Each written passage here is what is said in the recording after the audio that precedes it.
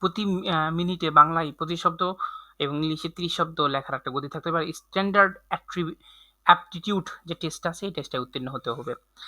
আর এগুলো হচ্ছে 1, 2, 3 number, 6 number, 7 number সব এই কয়টা পদে একজনকে নিয়োগ দেওয়া হবে।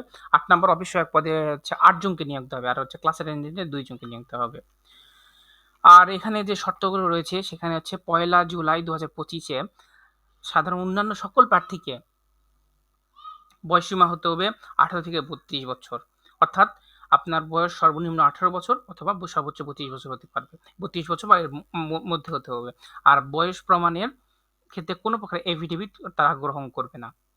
আর এখানে কোটা সহ নানান বিষয়াদি রয়েছে, আপনারা এখান থেকে দেখে নিতে পারেন। এখানে এই পিডিএফটা ইমেজ কপি অথবা পিডিএফ কপি সব আমার হচ্ছে ভিডিও ডিসক্রিপশানে লিঙ্ক দেওয়া থাকবে, আপনারা ওখান থেকে সুন্দর করে সব কিছু দেখে নিতে পারবেন, পড়ে নিতে পারবেন। লিঙ্ক থেকে গিয়ে ওখান থেকে পড়ে নিতে পারবেন এভরিথিং, আবেদন কীভাবে করবেন, আবেদনের লিঙ্ক সব কিছু ওখানে দেওয়া আছে।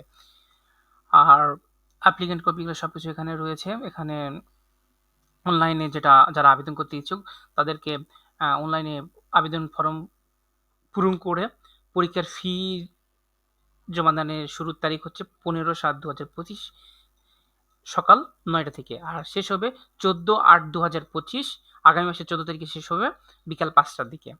এখানে আপনাকে ওই অনলাইনে অ্যাপ্লাই করার পর সাবমিট করার পর আপনাকে একটা ইউজার আইডি থাকবে, সেই ইউজার আইডি প্রেক্ষিতে টেলিটক প্রিপেড সিমের মাধ্যমে আপনাকে এসএমএস এর মাধ্যমে পরীক্ষার ফি জমা দিতে হবে, সেটা 72 ঘন্টার মধ্যে, অন্যথায় আপনার আবেদন গ্রহণ করা হবে না।